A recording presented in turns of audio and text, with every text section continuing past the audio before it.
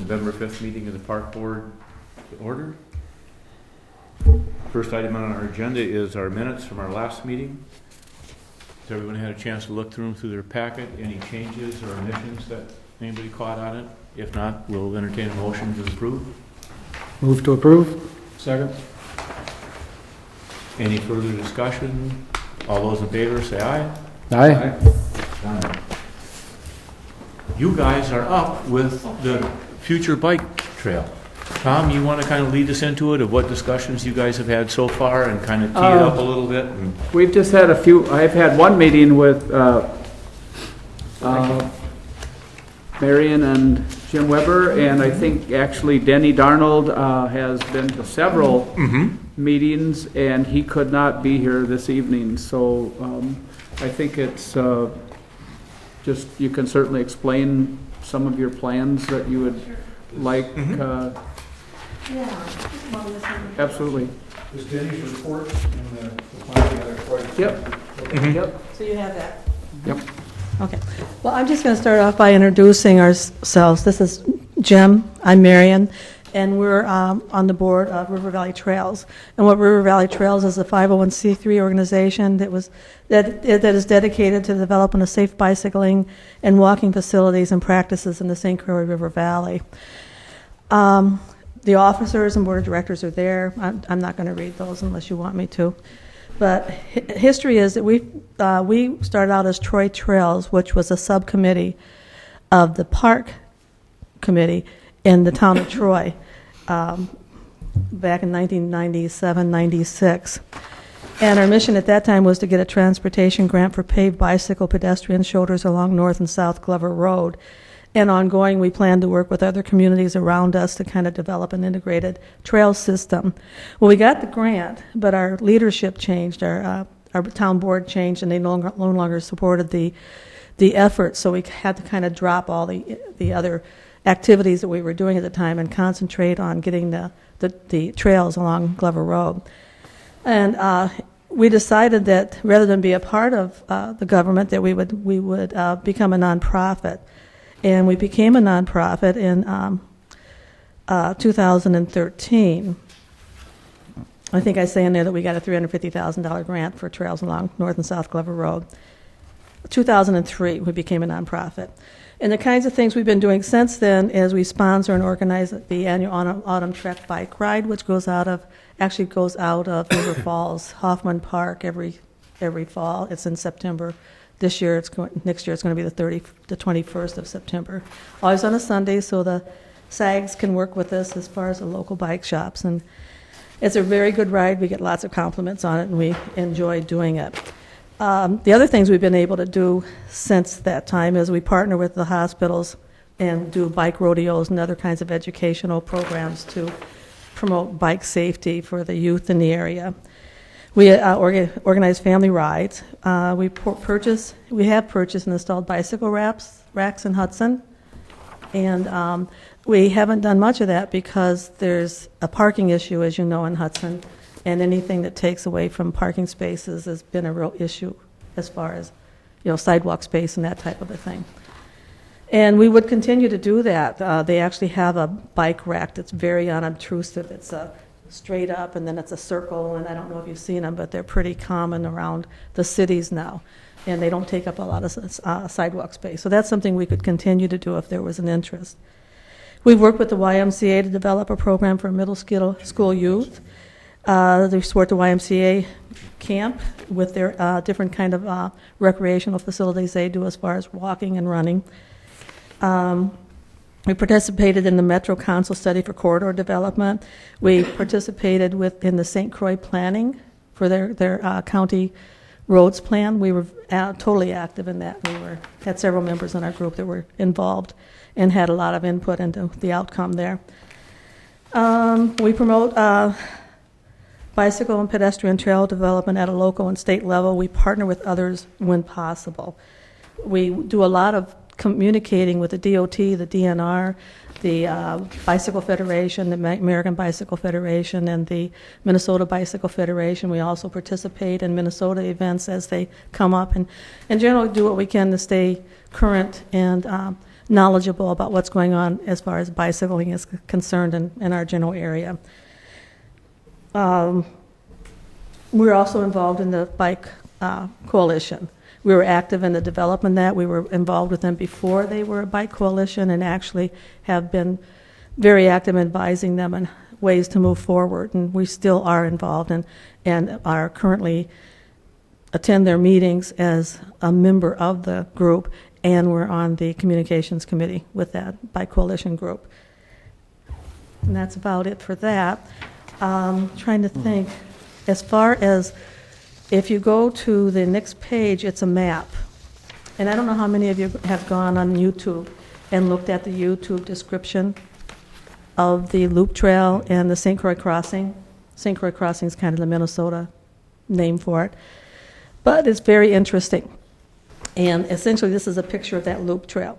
And if you look at Highway 35, the red spot there that comes across the river in Highway 35, well, that's where Highway 35, the red spot going across, I suppose it's 64, is the overpass that's going to be over Highway 35's overpass across the Loop Trail. So there is no access for Hudson from this direction to the Loop Trail without riding up to Houghton Elementary School.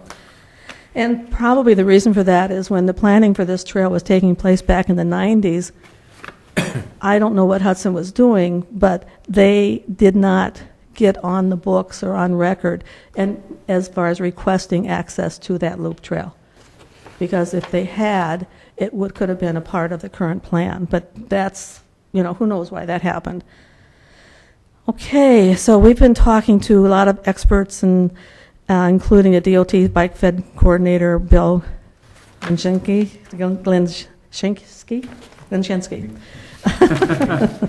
Woohoo, I got it. The Bike Federation State Coordinator, Sarah Gaskell, she's out of Madison.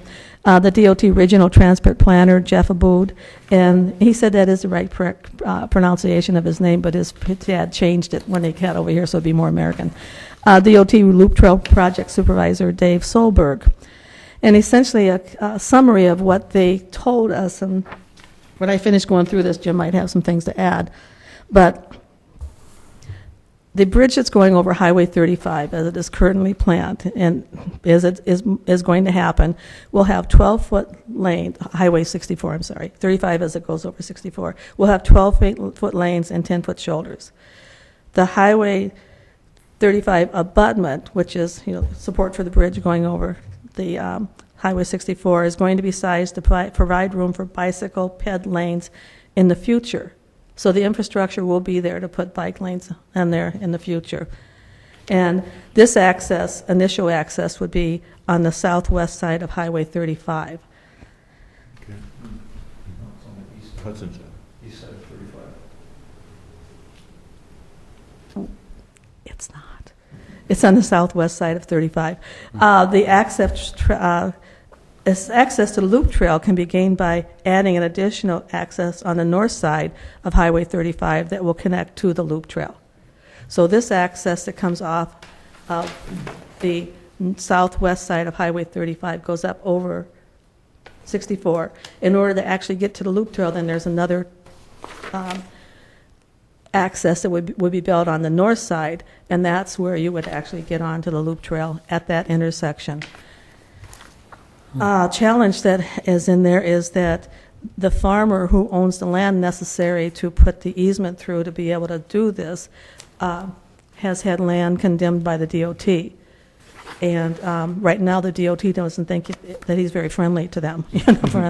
And so it would require some negotiation with this farmer in the future if Hudson and the county were to pursue Highway 35 having good access to that trail. Let's see. The indication is that there will be an ability to do off-road trails along Highway 35 between Hudson and the Loop Trail using highway easements or right-of-ways. The engineering would have to take a look at that and see how large the right-of-ways are in those areas and if that's a feasible project. As far as getting the grant done, the request would have to come, for grants, would have to come through the county, because the DOT won't be working for any grants for that project. Current Highway 35 could have 5-foot shoulders, so when Highway 35 is repaved, or resurfaced, not repaved, 5-foot shoulders could be added to create bike lanes along the current Highway 35. And I think there are other things, but can you remember anything that I say like that? Probably the ones that might even be in his report are the other bottlenecks, of course, the bridge, Hudson, North Hudson. Did you say that? No, I didn't, but the bridge, one of the fixes for the bridge is to cantilever trails off of either side. And Menominee did a request for a DOT to do that kind of a project on the highway as it passes over the Red Cedar River. And the highway reviewed that, and everything was a go and everything. And the highway ended up putting actually a separate, the state DOT ended up putting a separate bike pedestrian bridge over the river. So the DOT is willing and able to work with us, probably more than we really think they can. But it all has to do with engineering and planning, and first step in this would be to create a plan. Anything else, John? The other piece is probably the railroad underpass. Something would have to be done there. The way it's set up now, it's not wide enough on either side for safe passage for inexperienced bicycles. For road riders, yeah, it works, but for inexperienced bicycles, families, it would not. It's not satisfactory, so something would have to happen there. And the possibility there would be Other than rebuilding. to create Happen. to create Not that bridge? to create the other possibility there would be to create barriers. So the road isn't actually too narrow there. It's just that it's a little bit of a squeeze. And one of the practices that does happen is that there are barriers that can be created between the automobile traffic and the walking traffic or the pedestrian bicycling traffic. So potentially that could happen. I think that one of the things that one of the The other city would be to projects. not bring them up there, but to make a right as you cross the bridge. Mm-hmm. Make a right there, go up the hill, cross over to the city garage, and come back that way. Then you got to cross the train tracks at some point. Yeah, but Or if you go a little farther down to the small dam, you could actually go underneath that Yeah. one bridge. Yeah. yeah, and But come. You know, I think Ideas there's are- possibilities. Now you're not on Second Street, and it's a whole lot nicer view. Exactly. Yeah, we rode down that. That Yeah. would, You can get almost all the way there. Coming out of, you're coming pretty slow, and you make the corner, you're gonna walk that hill a lot. Some people would. Other you're doing it people for might not. exercise. A wink is that there is access to the loop trail, but it involves an unofficial 20% grade piece of access that won't be official. It's just there, and it's not going to work for families or anyone. Have you guys ever checked into the possibility of the wooden train bridge by the big dam? Oh my, yes. Everyone's beaten that to death. And Okay. what's happened with that is that North Hudson, because it's in North Hudson, has done a lot of work with that, and they weren't paying their taxes up to a point, and the train company, and so North Hudson was pretty excited about potentially being able to purchase that from the railroad, and at the last minute they decided that they wanted to keep it and they wanted to pay their taxes.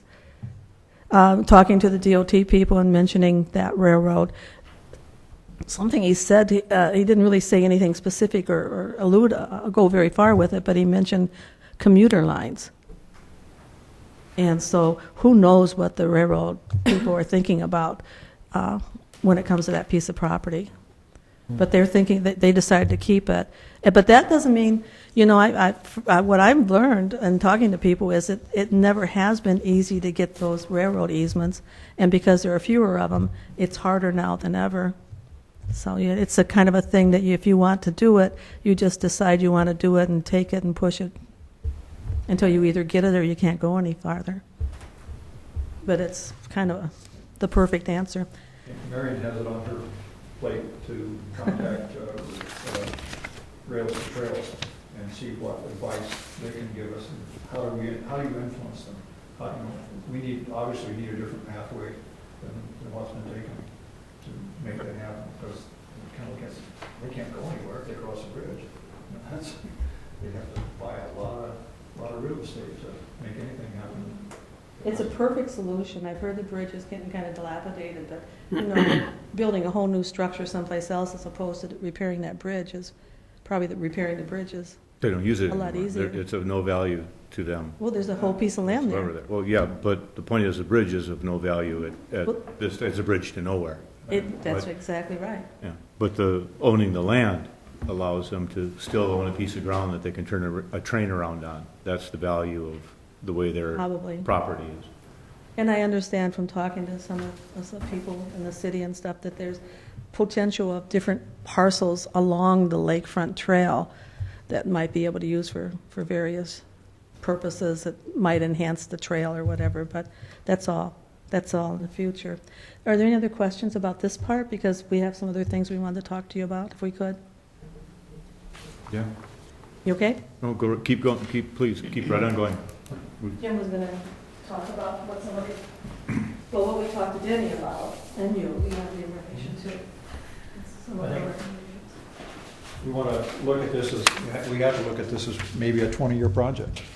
Because these things don't happen overnight unless you get really darn lucky and have an awful lot of money to throw at it. We met with Denny Darnold, I don't know, 2 or 3 months ago, and talked to him about what was going on and what we saw as a bicycle organization and our interests. And he asked us to put together a list of improvement opportunities. Where are the issues in terms of safe biking? What improvements could we see immediately that could be made? Things that need to be improved, safety issues, consistency of pavement issues, that sort of thing. So we did that, and that's the paper-clipped piece. And gave Tom a copy of this, and I think we misspelled Alan's name. We gave a copy of this, the recommendations to Alan. We had a little map that we laminated and marked in different spots. But basically, the general recommendations, I think, are things like using the Wisconsin DOT standards, and actually there are some new standards that have come out in the last 2 years that are just now being published about how to design trails, pathways, roadways, whatever, to create safe bicycling, and bring that into play. That should be at the top of our list. We're going to follow these guidelines, and we may need some people. We need to use a resource that actually knows them, understands them, and is creative in using them. That was the next one. Utilize resources that are professional, highly experienced in bike and pedestrian facilities. People can design it, but they may not have the most experience. There are a lot of experienced people out there. Wisconsin, at one time, probably led the nation in people who are experienced in doing that. I just forgot his name. Tom? No, the guy who was in Madison. Yeah. Anyhow, we went to Wisconsin, or went to Minnesota for a bike summit meeting that they had. Two things: we wanted to make sure that they were aware that this stuff was going on across the river, and that we're there, we're visible. Even though we're in Wisconsin, we get a lot of Minnesotans over here biking. But talking to their bike planners, they said that this guy, and he was the head bicycle guy, and I just we ran into him. But they said, "Oh, do you know Tom?" And I said, "Oh yeah, yes, we worked with him. He helped us on our Glover Road project." And Tom Hubert. And they said, "Oh," it says, "we worship at his feet. He's the guy that started all this about how to actually properly design bicycle trails and how to be creative in getting around that." And he is. We ran into him, met him at the conference down in Madison, and he remembered the project. That was pretty amazing, because that was 15 years ago. But he's a consultant now. He's retired from the DOT, and he's a consultant, and they do this kind of thing. But I digress. Become rated as a bicycle-friendly community. It's recognized as a commitment and a huge aid in getting grants from both the federal and government grants, to especially with private grants, because you're really serious. If you've done this kind of work, you have a plan, you're going somewhere. Revise the recreation plan to include a map of proposed improvements to bike ped facilities, and identify the actions that need to be taken to start the improvements. So the rec plan really, I can't find other than a one map that has some trails on it, but there's no ped bicycle plan that says here's where we are today and here's where we want to be tomorrow. Here's how we want to connect things. How we want to connect schools and parks and shopping facilities, and how we're going to get across I-94 and on it. So that's the kind of thing that's needed. Okay. And that is probably the very first thing that most communities do. And then the last one is be aware that family riders have very different needs than experienced road riders. There are road riders who ride 35. I would be uncomfortable on it, and I'm an okay rider. I'm not a spandex type guy, but families definitely do not belong on that road. They need off-road trails, and that means they need to be paved. Dirt trails are not very good for kids either. So those are kind of general recommendations that we make for the city wants to move forward. And there are a lot of things in here. Some of them very simple. Like one is the sidewalk from Buckeye to the I-94 bridge. Clean it in the spring so people can ride on it. Because it's a lot of stuff gets thrown on it because it's so close to the road, and it really is a mess, and you can't ride it early in the spring. You can read through these for yourself and see the kinds of things that we're talking about. I don't think we need to go through it one by one, but we tried to identify gaps in where trails are needed, but also safety issues. The way to get up Cooley Trail or Cooley Road Hill is the sidewalk. I mean, I'm not real comfortable going up the road, but there are overhanging branches, and there's sand piles after a rain, and those are all hazards. An experienced bicyclist could probably get through them. A family, not a chance. So those are just, we need to think of things in that direction. How are we going to move bicycles around? Do we want to become a bicycle-friendly community? I think that's, what am I? Well, actually, one of the things that we've been complaining about, as for a long time, is some of the intersections. Because basically all the intersections that cross over the highway are unsafe. In addition, the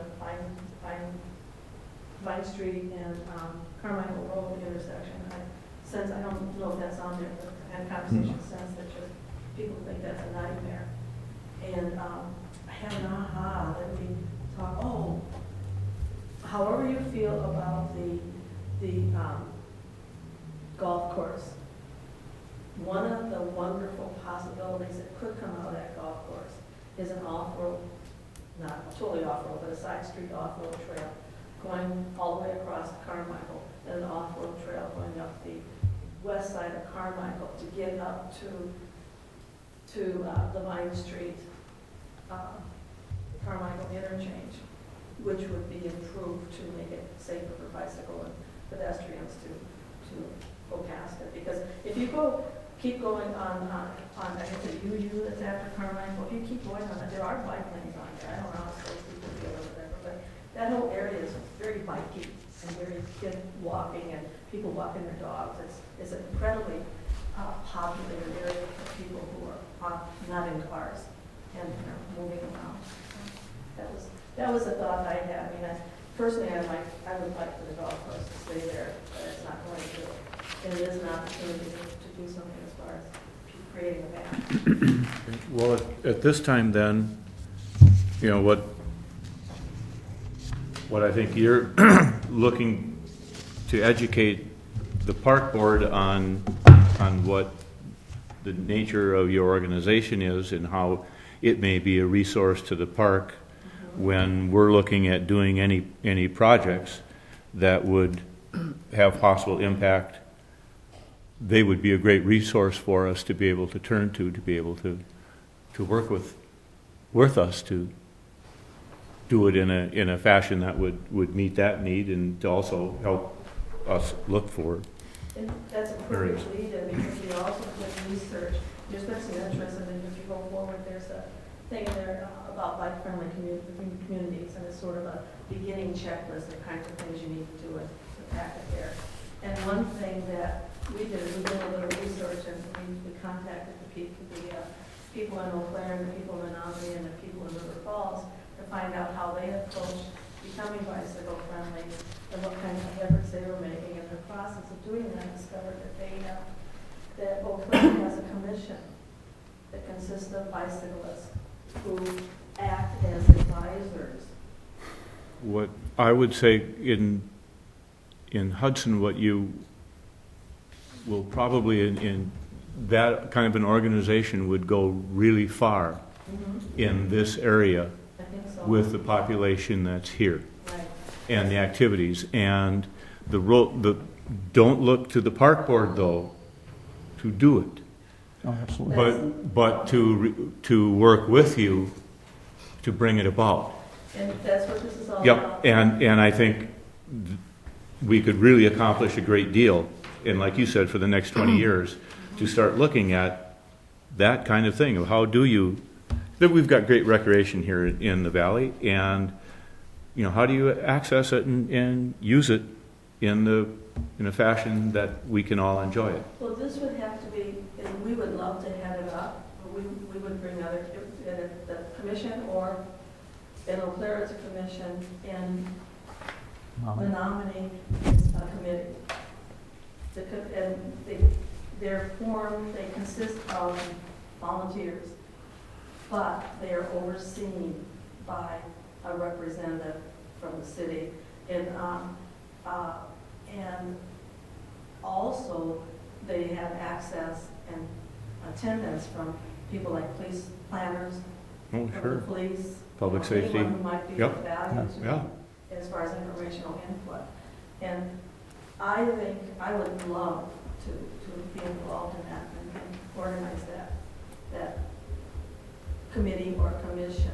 Go forth and organize. But what you have to do is get approval, I think, because anything we come up with would be, it's much larger than you might think it is. What I'm trying to say is we can't give, at least I don't believe we are willing to give, blanket approval to you can do anything included in our parks that you want to do, Right, even regardless of who is helping you design it and do it.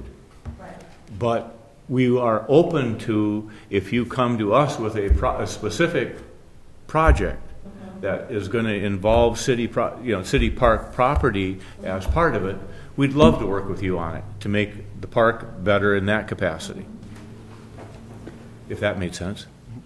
And just as another note, as we review and update our park comprehensive plan, and we'll start working on it in 2014, and I think it'll be, probably published in 2015. We generally go every 5 years.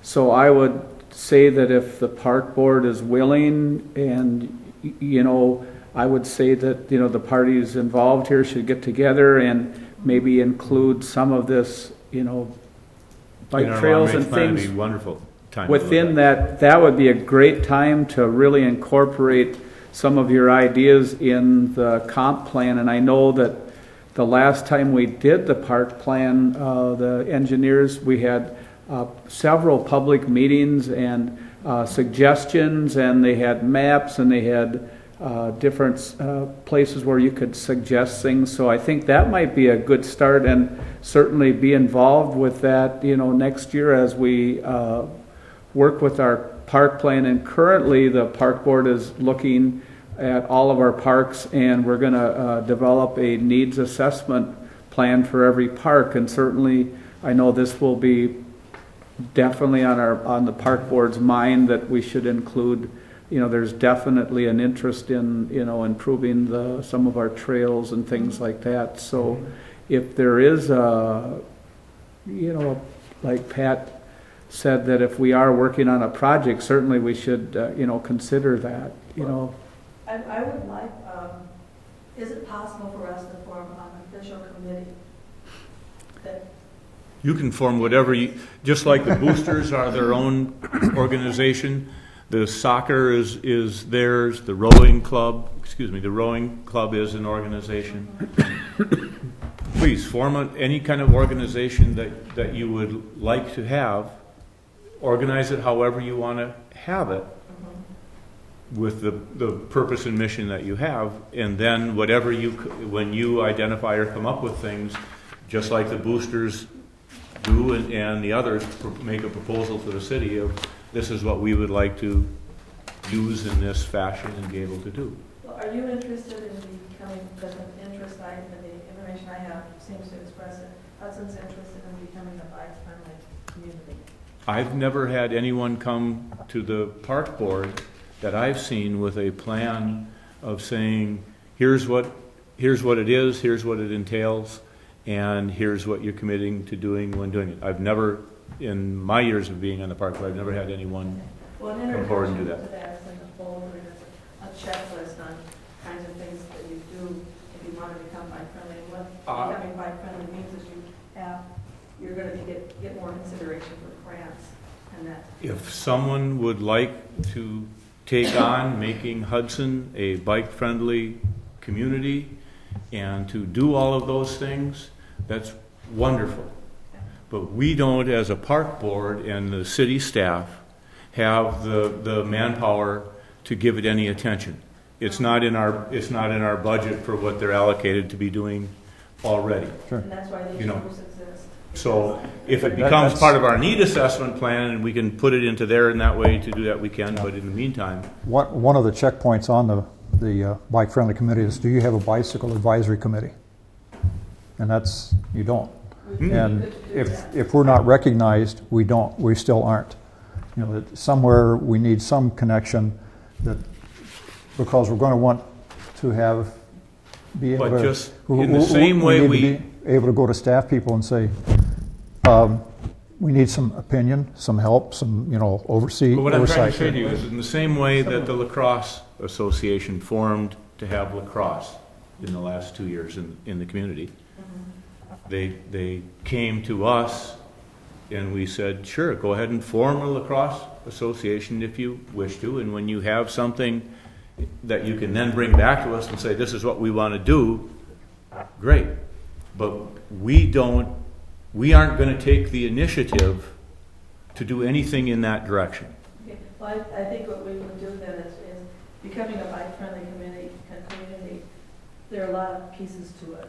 If you want to become that organization that you just described, that we then anoint as saying you are our advisory group, so that allows it to get grants, I don't see where the park board would object to that in any way. But we don't have the manpower or the time as volunteers to form an organization or even look into it when we've got so many other things that aren't being done. We're ready to form that group. That'd be wonderful. We just want So we're saying at some point we're going to need to be anointed as a advisory committee, and no power to do a damn thing except think and suggest things. That's the limit of what we can do. Just an idea. I don't know if this is. I think we could compare this to the recently organized urban forestry board. There was some interest of the importance of urban forestry within the city. We wanted to apply for some DNR grants. They said if you have a urban forestry committee similar to what you're proposing, there's some guidelines and things that you have to do to be recognized as a Tree City USA. So we started Urban Forestry Board. It's an advisory board. We can't dictate to the city council. We only can suggest to the council. I would think that this would be very similar to that. Exactly. And it's been received, we're working on tree ordinances. It's right. been very well received. I would assume that this could be very similar to that. We'd be in 100, speaking only as myself, as a member of the park board, I think that we would be behind it 100%, because it's just making it better for all of us. Does this have to go through planning? It'll have to go, once you have something, Generally, this goes through from, the park board can make a recommendation, and that, from the park board, generally goes to Public Works. And then it goes from Public Works to council. yep. Okay, so we should probably come back with here's our idea, our structure, our organization. Yeah. We just did. Well, give a body, names, and Okay. here are the people, and here's our first piece of work. That Yeah. maybe. Here's what we need to do in order to become a bike-friendly community, and we're willing to do all these things. Yes. I am. Yeah. That's what I mean, and we can go Yeah, we'll give it our blessing, and you can get the grants, and Okay. everyone benefits. That's wonderful. Well, thank you. That makes our town better. Question, before we leave the topic here, preferred width. What is the standard preferred width of a bike lane? And what is really the minimum that you can live with as far as a bike lane? You're talking about the bike lane is a long road, you know that. Yes. Okay. 3 feet is generally what they all do. That's what we're talking about on minimum now. And if you go south, it's a little bit, they'll do a little bit more. But they will do 5. Like if they were doing bike lanes along Highway 35 and you were asking them to do 5-foot lanes, I don't think they would resist that. Yeah. Because we already talked about that. And I think that they would be open to that. Is that a DOT standard? There's an AASHTO, I think that's the correct name for that. And it varies situational. You can get, it depends on what you got sometimes. You may not have 5 feet everywhere. Right. 5 feet is preferred. And you may require more. And there is a standard manual. We gave that to Denny, we gave one to Denny. And that you can check. It all comes down to engineering. You can ask for more, whatever you say, you can ask for more. And sometimes you get it. It's like the nominee, one cantilever, biking pedestrian trails over the river, and they got a separate bridge. You never know what the outcome might be. And just so you know, Denny Darnell said that he would be willing to sit down with you guys, and if you'd like to, I would be more than happy to visit with you also. If you want to develop some ideas and suggestions, we'd be glad to sit down with you before whatever you would like to present. We will talk at the next bike coalition about what the DOT has told us as far as Highway 35 and the loop trail. Apparently that's going to be up to the county to apply the monies to that. If you want that to happen, you probably should be making noise about it to get it to happen. The city's going to have to say to the county, we would really like to have that trail done, and start putting some pressure from all the angles that you can. Saying we need this to be a priority. I may be wrong, Tom, but I'm saying don't look to the city to do that, but if you want to in some way come to it with it already encapsulated, saying here's what it is, and have the city take that on, I think you would get there. The city could get behind that to do that, if you will. We can do that. But expecting them to do that, it won't happen. Good They've just got advice. so much to do Right. with winter coming on and everything else. Well, the value of that is recognized by everyone, the DOT, the PNR, county people. So we'll see what comes out of the next meeting and what direction it sounds like one can take. But I think you would find support on the part of the city council, on park board and city council, to support a bike lane and a bike access and that kind of thing. If you came with here's a draft motion, for lack of a better word, of what you'd like the city to go on record doing and why. Yeah. Thank you. Thank you. Thank you very much for your time and effort and what you've put in on this. I think it'll make a big difference in the whole valley. Well, it's been a passion, you know. And Oh, it's evident. we do have other people and our team clerk. And thank you. Thank you. very much.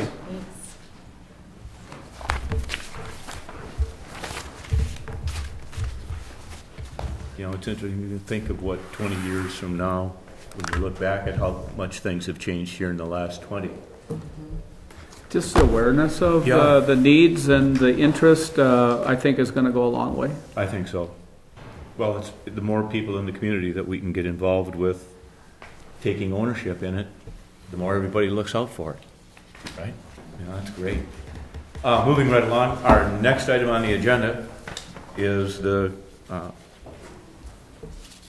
number 3, our review of the proposed modifications to the courtesy dock. Just a little lead up to this item, the courtesy docks for the excursion boats. We applied for a Corps of Engineers permit for some modifications to the current dock configurations. Those plans that were submitted were recognized and approved. When the plans were then submitted to the Wisconsin DNR, they looked at those plans and said that there probably should be a different system for accessibility for some handicap accessibility. So I think Bob Berrien's here to talk a little bit about the change in plans from the existing permit that we submitted to the Corps of Engineers. I think currently the Wisconsin DNR is considering those changes and modifications.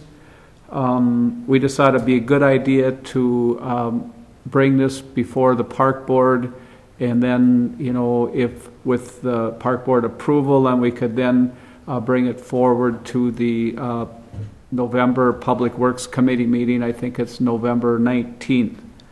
So I guess Bob maybe can Sure, I'd be happy to bring us up to date on the current status. I know there's some grants involved, some money's available.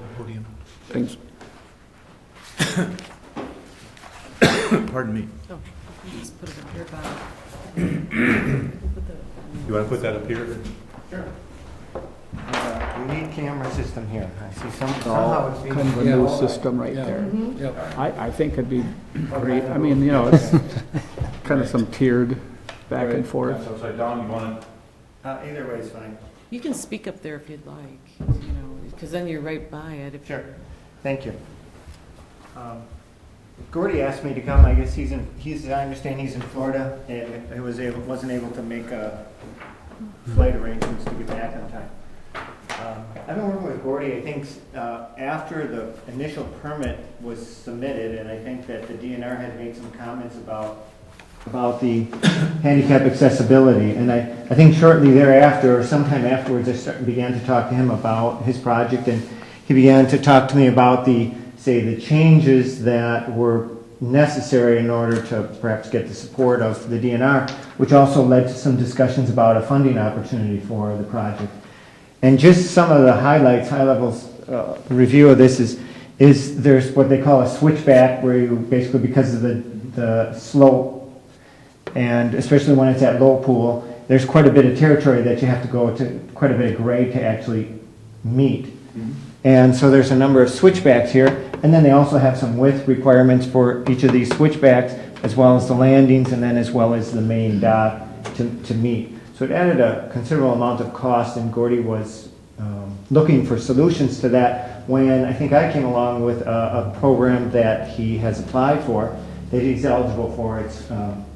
It's through the U.S. Fish and Wildlife. It's called a BIG program. It's a boating infrastructure grant program. Oh, okay.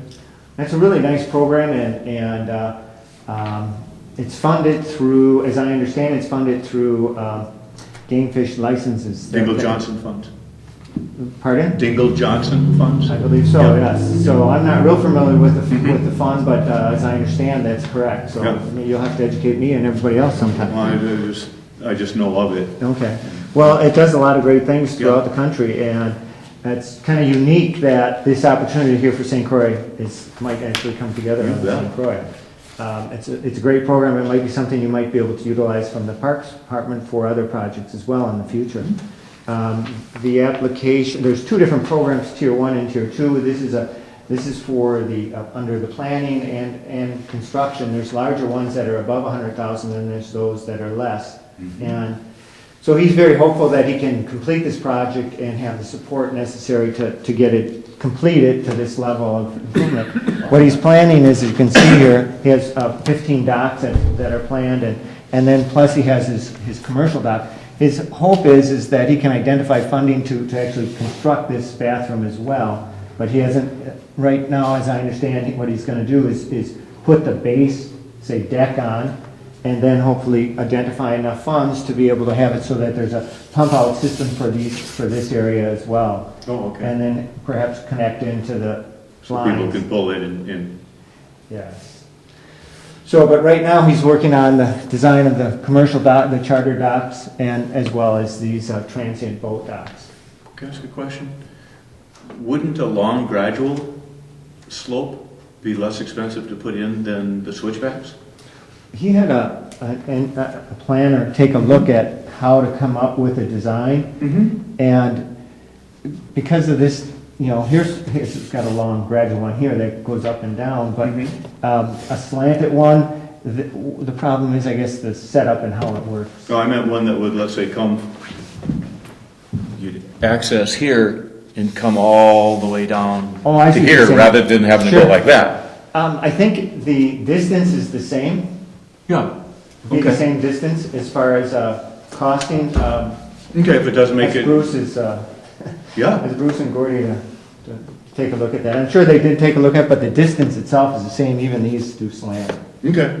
Because I don't think we would object if it was a long ramp and not switchbacks. Like as many switchbacks, if that makes any difference. I don't. Sure. It's up to you guys.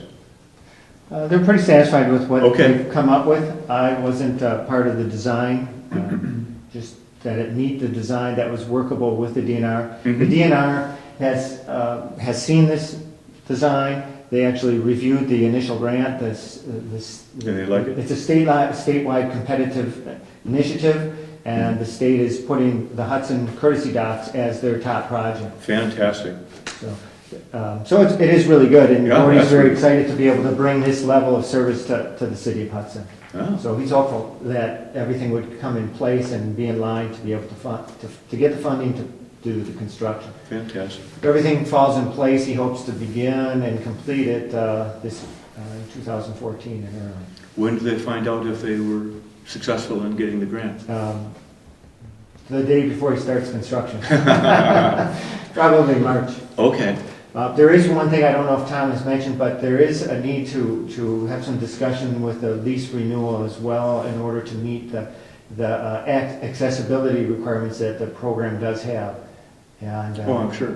Because of the long-term commitment of the dollars that are going in. Exactly, they want to make Well, sure make that sure they it'll can be operate. there for the substantial period of time. Yes.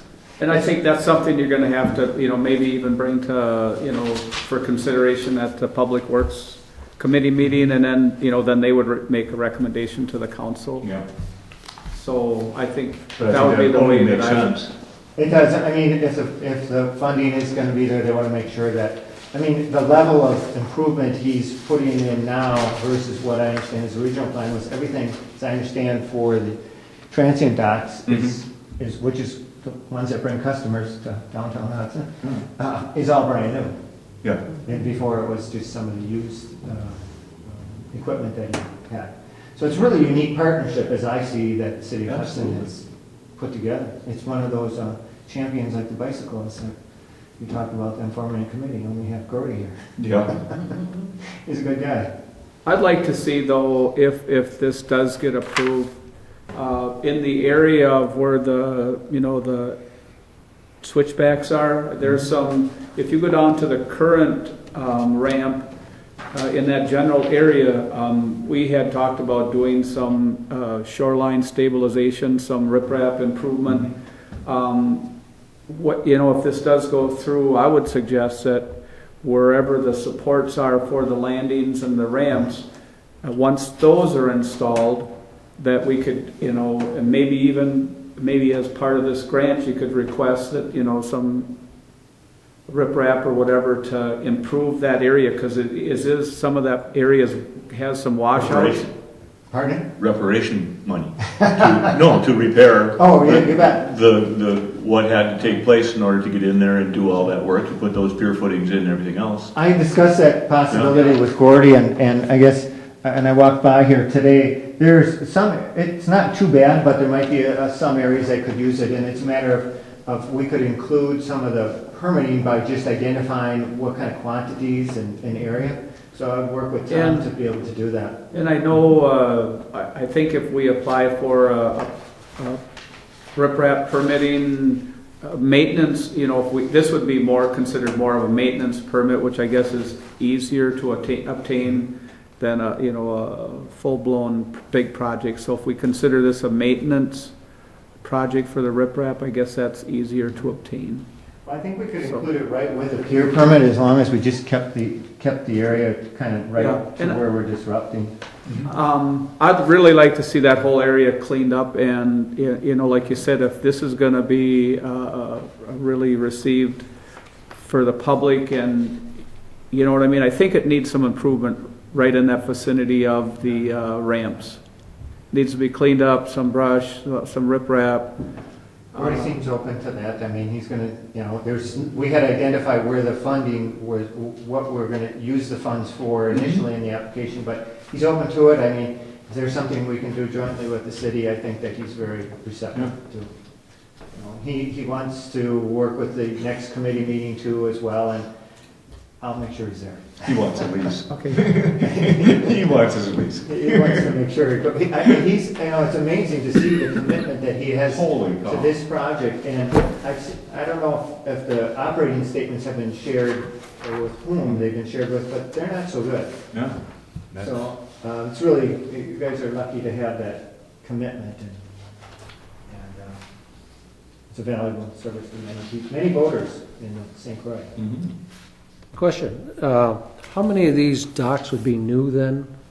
How many additional spots are we actually creating here from where we are today? Currently, there's 4 there. 4. And there were 8 before they were taken down and destroyed this summer. Okay. Right. Because of the houseboat? Yeah, when it went down. And evidently, Gordy's had some struggles working with the insurance company on claims. Mm-hmm. I couldn't say either, but that's all I know. Mm-hmm. So there's 4 right now. And how far out does this take us, Tom, as far as out there on Dock 15 in relation to where we are with the sailboat mooring? I have an overlay that shows that if you'd like to see. Oh, that'd be great to see. I'm sorry, they're not any larger. I was going to say, where would it be in relationship to the steps? Actually, this does, it's quite a ways from the bridge, it's like 100 feet from the bridge. Is that what you mean? No, I mean, if you went perpendicular off the seawall, right? Oh, from this Yeah, main I mean, pier? If you're on the seawall right now, and I was walking out to how far down do you get to the end of that dock? Where's that, you know what I mean? Yeah. Mm-hmm. How far, visually, how far, you know, where are we at with that? Is it is it past the flagpole, or is it? Yeah. Because you can see where the boat sits, how the boat sits now, and where it goes. Yep. I think it's gonna be a lot easier for them getting in and out of there. That was the whole thing with Yeah. the angle of the new dock, is that they can, I don't know if they're going to try to back in, and then they can just head off toward the interstate. Right now, it's pretty hard to dock, and especially with I think it's a south wind that they really struggle. Yeah, it's brutal. So the way the dock is configured now for the charter boats, it'll be a better way to just go straight toward the south. Mm-hmm. When the winds are coming out of the north, they struggle with putting the boat in place. Mm-hmm. North wind, yeah, that's right. It's just a real tough thing. I've been out and watched, and they struggle. It's a very large boat. It's hard to Oh, yeah. put in place. And to do it safely when you're fully loaded, I'm sure that even his best captains, which is Gordy, it's got to be Gordy, I'm sure that he even struggles with it. And this map, sorry, it doesn't show where the mooring field is, but it is a ways away. This map was created once before. It was a concern that the DNR had. We looked to make sure that we were addressing it properly, to make sure that they had safe ingress and egress through the sailboat. And I think it's a concern of the people in the in the mooring area, especially some of the larger boats that are right in that area. The Darja, I think, is one of the bigger ones, to make sure that they have enough room to get in and out. We did make sure that that was addressed, and there is, I don't know the distance off the top of my head, but there is sufficient distance, because the DNR was asking the same question. Another question. If somebody on a sailboat wanted to have someone that had some struggles get on their sailboat, would a sailboat be able to I think they already do that. I think pull up Gordy here al- somehow and, I think they already do that. oh, you think so? Okay. I'm certain of it. I think they do. I have no idea. I believe Gordy, and spoken or unspoken, has a special arrangement that he allows drop-offs and pickups. Okay, that's what I mean, yeah. And I don't think typically when a transient dock has a small fee involved, in, especially overnights and things like that, it's all it's industry standard, and it's allowable even under grant programs. But I think it's kind of an unwritten okay to let the sailors drop off. Be nice to your neighbors. Yeah, okay. Because I've also seen people helping dock his boat there before too. You know, I've been down there working the dog and coming on the dike on really windy times in the summer, and there's all kinds of boats out there in a raft, and there's people going through underneath the United Bridge, and he's trying to come in there, and I've seen boaters there with their boats helping him Okay. because the wind has caught it. Anything that else you need from us, Tom? I would just say if the park board would make a recommendation to send it to, to Public Works Committee for consideration for the change in the access ramp and for possible extension of the lease. Mr. Jarvis would, have to talk about exactly what he's looking for. Yeah, I'll make that motion. Second? It's been moved and seconded to do what Tom just suggested and that Deb wrote down, and we'll get off of the video later. But basically, moving forward. Yeah. All those in favor signify by saying aye. Aye. Aye. There were- One more question. Yep. How many additional, is it spud poles that you'd put in here on this Yeah. trench and dock system? And they'd be, is that noted there, or how many there would be, or? I had this discussion with, I was doing the permitting, and I don't remember the exact number, but we looked at, because there's a certain advantage to having larger spud poles in that they will last longer and be less. I told them that they have time. So, They can- but there's I believe it's 6-inch, and I believe there's 10 of them, if I'm not mistaken, and I think there's probably about a dozen 4-inch, but I'd have to double check that number. And he is gonna try to utilize what's in place from the old dock as well. Okay. And that was an item that the DNR permitting process is reviewing as well. And I believe they're doing a pretty good job too, because come up with a few questions that stumped me a little bit. But they seem to be positive reviewing it. In fact, the DNR representative today, Mark, said he doesn't see an issue right now, but if anybody's aware of anything that he'd like to know, because he just likes to. Well, I think it was So you nice. talked with Mark? Today, Oh, and he seemed like everything was going well, and yep, he does. That's It great. takes a while. I mean, he doesn't anticipate the permit until December or so, but last time I talked to him, he said it was like 120 days they were out, before they get a ruling. I don't know. Maybe it's shorter than that. unless there's something that comes up, Yeah. because we're building in March. Yeah. Right. You're confident today. He wants it open for summer, so Oh, yeah. You gotta mobilize for it now as if it's gonna happen. I don't actually know if it can, but that's what we're trying to do, and the DNR seems to be supportive of trying to make it happen.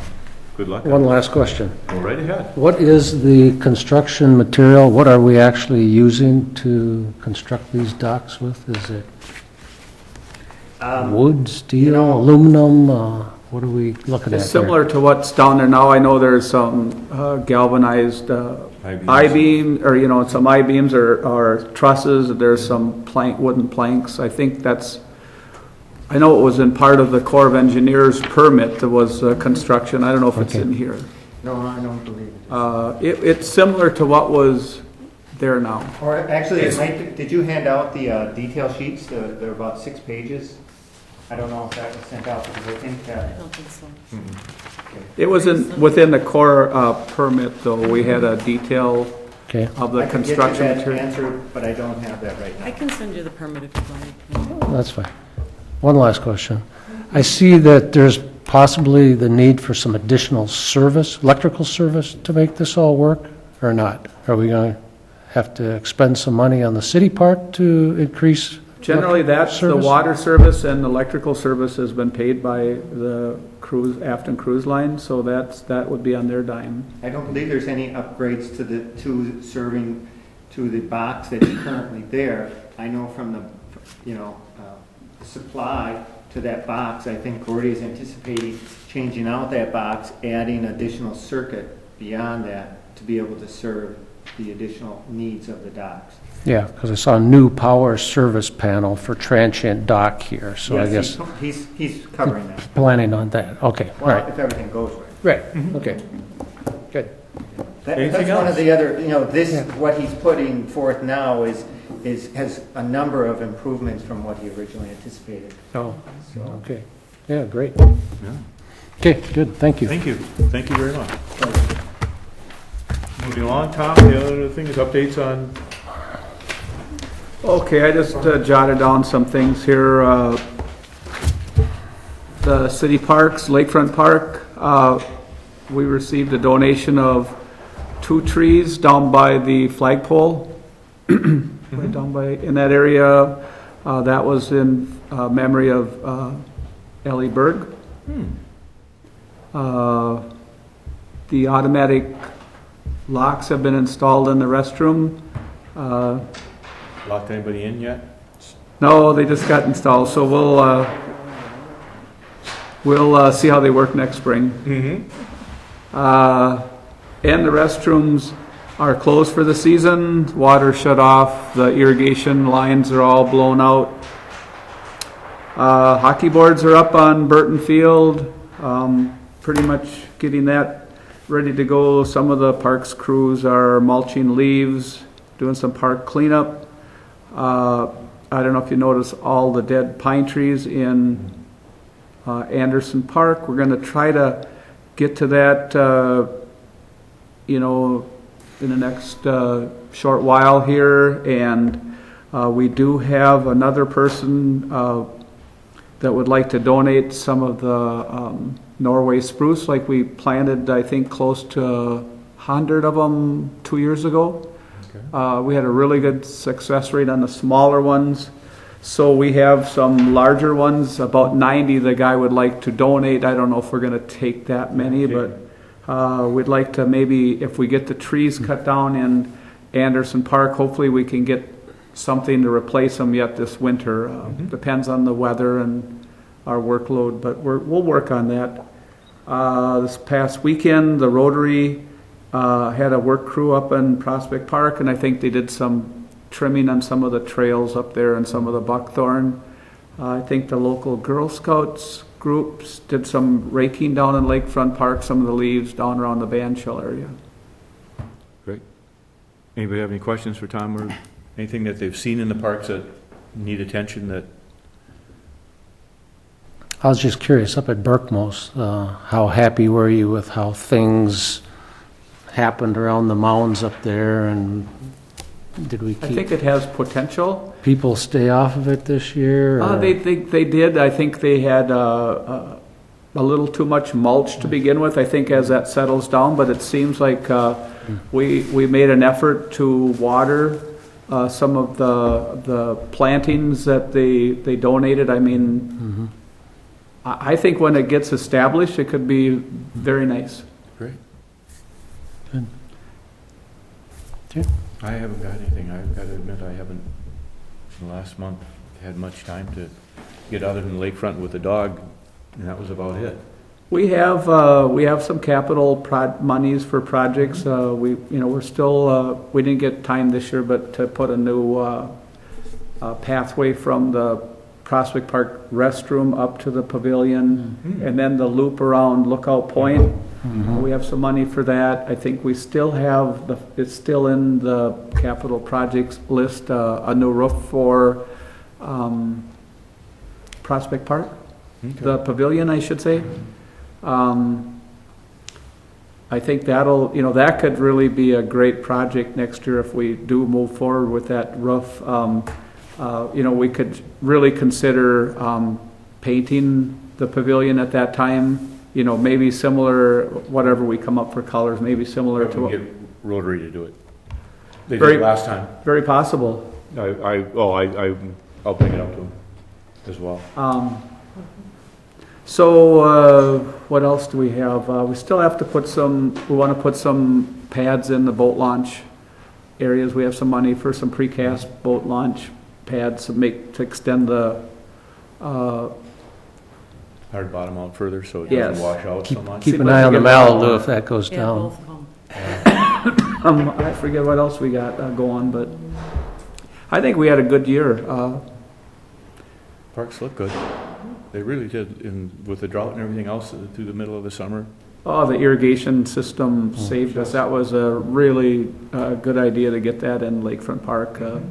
The ball fields, and I know my grandson played football with the boosters out at field number 5 out at Grandview, and the boosters really do a good job, and it's very nice going out there and seeing quality fields and the kids having a good time. So partnerships are very important, similar to what this bike club could Absolutely. be. The more ownership we can get of people in the parks, Yep. the better it is for everyone. Absolutely. Move Entertain a motion to to adjourn. adjourn? All those in favor? Aye. Adjourn.